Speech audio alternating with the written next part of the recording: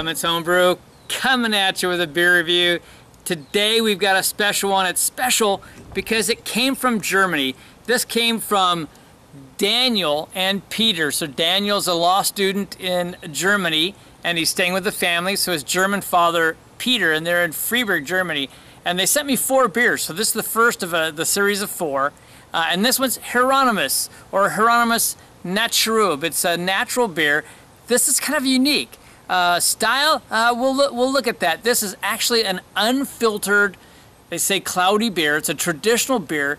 It's brewed according to a rediscovered historic original recipe from 1896.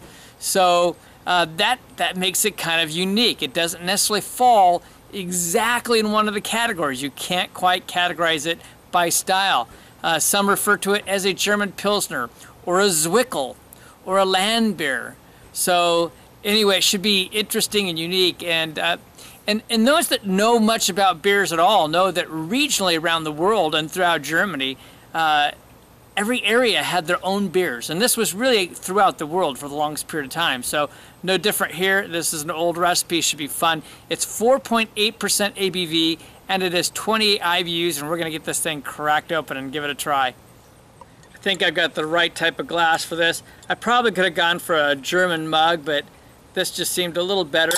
You want to pour everything in on this beer because you want to get all the natural stuff out of it. So there we go. It's really actually fairly clear. There's a little bit of haze in the middle, but it's actually fairly clear. A lot of bubbles rising up off the side, a nice full finger head, really fluffy white, beautiful head. Just slight rockiness, but most of it's really tight bubbles on there. A very pretty golden beer for sure. Let's get the nose. Oh yeah, okay, it does have kind of that Pilsner aroma, but it has a little bit more going than that. I don't know if there's any wheat in this. It has a little bit of a wheat type aroma as well. And I'm getting some like natural esters coming off of it, some fruits on there. Boy, I get like a little bit of an apple on there. Just a lightest hint of like a banana type ester. It smells real good. It actually reminds me a little bit of a Hefeweizen in scent, but it has more of that Pilsner malt bill on it. It has some nice like grainy scents as well, you know, so you really do get kind of like this, I don't usually say that, but like a grainy type scent, you know, a little bit of breadiness. All right, we're gonna jump in.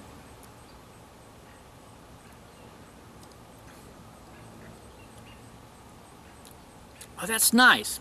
That's very nice. It's really interesting too. It's on the very front of the palate.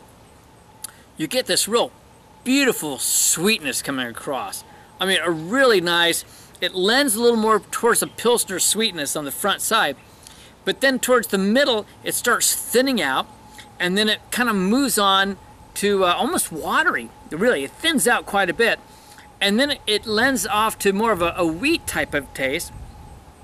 And then you just get a light hint of a bitterness. All right, I'm going to try this a little bit more and then I'll come back maybe with greater detail. Yeah, this is really a very unique beer, a very different type style. It's I know that they use some type of a noble hop, a private noble hop, so we don't know what kind of strain it really is. And a unique grain bill and yeast on this. And you really get that because it has a bit of that Pilsner taste, but that's not really what it is. It doesn't characterize it well. The malt bill has a nice sweetness up front, Pilsner-like, but there's something else in this grain bill that makes it a little bit different. And you do get a sense of the yeast in this. And it's not like a Hefeweizen at all. I mean, you're not picking up those banana esters, you're not picking up the clove or anything like that. But it does give off some light fruit ester, a hint of apple, not a lot though. Really kind of mild. It might sound strange, it makes me think a little bit of like a Hefeweizen yeast, but with the banana type flavors pull out. Has really nice effervescence to it. It's not overcarbonated, but it's well carbonated. It's light. It's a really good summer beer. It would be just a really easy drinker for a warm summer day such as this. At 4.8%, you could drink quite a lot of this. So this is really pleasurable. Can't really rate it for style because you just can't pinpoint the style on this. It is an old recipe, as they said. And I want to say a big thank you to Daniel and Peter. This is definitely something unique for me.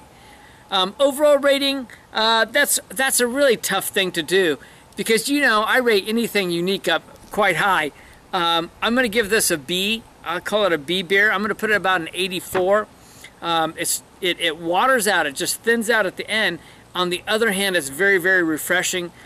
I know some of you like historic beers and historic recipes, and this might be one to do a little homework on to see what you can find out about. It's a fun beer for sure. One you might want to look into and maybe give it a try. So this is Kevin from Clements Homebrew saying life's too short to drink cheap beer, and I will see you in the next beer review. Cheers.